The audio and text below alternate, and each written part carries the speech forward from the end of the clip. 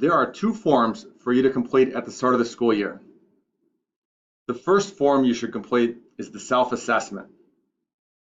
Self-assessment looks just like the evaluation that your supervisor will use later in the year.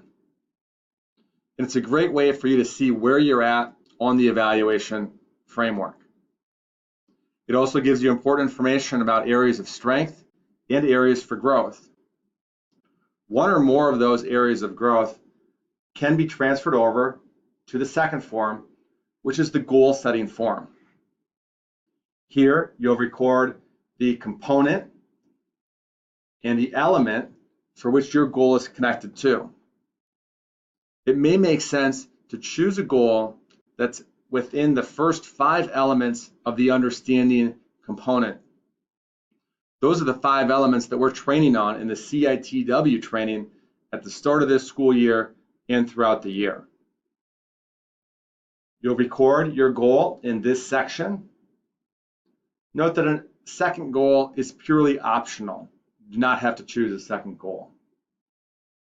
In this section of the form, you'll be able to attach documents that support the work that you've done towards your goal. Again, not required, but maybe something that you want to choose. This form should be reviewed at each of the post observations with your supervisor, and certainly at the summative evaluation at the end of the year when you review the progress that you've made to completing your goal.